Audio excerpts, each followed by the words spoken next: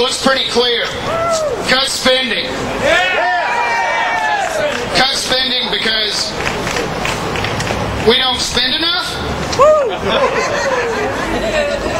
Cut spending because we don't want schools. That's what they say, right?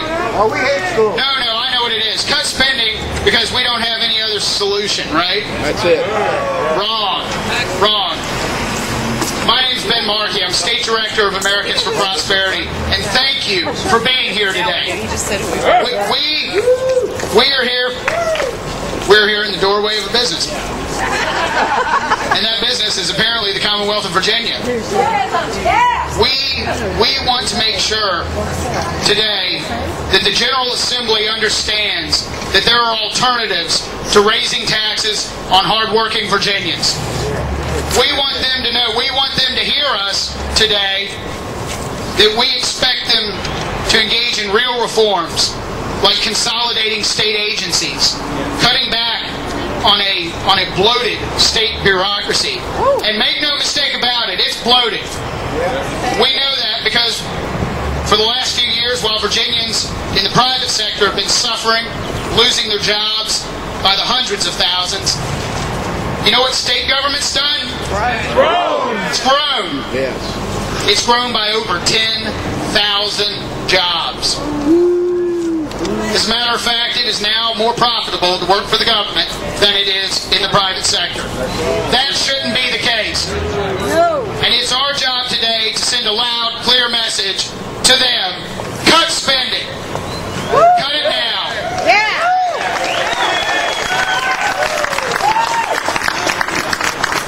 Now, at Americans for Prosperity, we put out a 140-page recommendation a couple months ago that went agency by agency, department by department, and outlined where savings could be found. We felt that the folks that take up expensive office space in downtown Richmond in the Virginia Lottery building could just as easily do those jobs from places like Martinsville and the Eastern Shore, places where they really need those jobs. And let's make money off the building they're in. Exactly.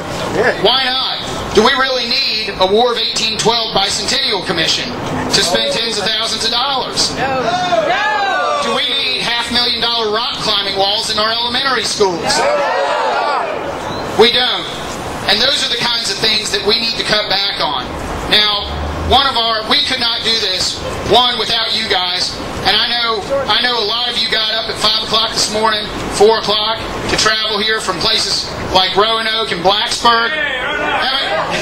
How many folks we got here from the Shenandoah Valley? How about Northern Virginia? What about Tidewater? Excellent. Culpeper, Central Virginia. How dare I forget my hometown? We could not make this fight. We could not have our voices heard if it weren't for you being here. Because year after year, the teachers' unions and every other agency out there that stands at the gates of getting their funds cut comes down here and yells, "Oh no, you're going to cut my job." As a matter of fact, when we put out our budget recommendations, we put them out there, and then I got emails from every state worker under the sun who said, "Oh, I support cutting the size of government, but let me tell you, my agency, it's really effective, and here's what they do." And therein lies the problem.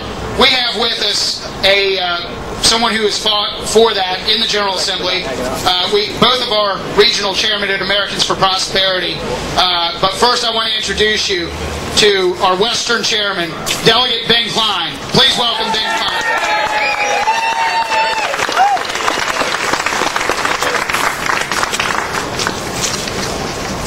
Good morning, Virginia Patriots. How are you today? I could not be more excited to see you all here on Capitol Square to bring the voice of the taxpayers of Virginia here to Richmond. Thank you for coming this morning. For the past 55 days, legislators from across the state have been down here representing you all against the special interests, and it's about time you all had a day where we listen to you.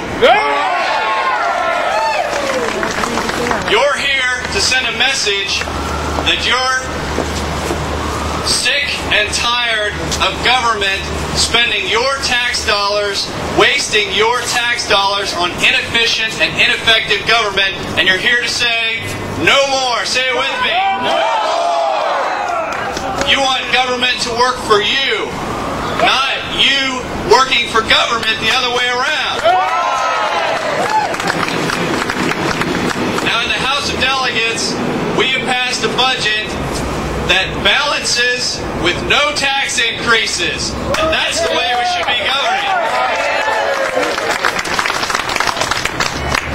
The other side of the body has passed a budget that is bigger, more bloated, more inefficient, and spends more on non-core services of government, and does that by raising your taxes. Is that the way we want to run the Commonwealth? We want a Commonwealth that is run efficiently, that is run effectively, and that keeps the taxpayers front and center in the priority list for Virginia, and we're going to send that message here today. So during these few final days here, as our House negotiators and our Senate negotiators try and hammer out a budget, they need to hear from you that you don't want any tax increases in this final budget agreement, and you're ready to come to Richmond and to bring that message here yourselves. Are you ready? Yeah! Well, let's take it to them. We're already in session in the House. The Senate goes into session at noon. You're going to see them all walking over here to go to session. You send that message that the taxpayers of Virginia are tired of having their taxes raised to fund more and more inefficient government, that it's time to spend what we've got and not raise taxes. And let's do it. Let's get out there and do it. Thank you all for coming all the way from Shenandoah Valley, from my neck of the woods, from up northern Virginia, from down to Tidewater. We've got a great team. AFP does a great job of coordinating this, and we're just so happy that you all are here. This is Taxpayers Day on the Hill, and you're here to send the message for the taxpayers. Thank you all for coming.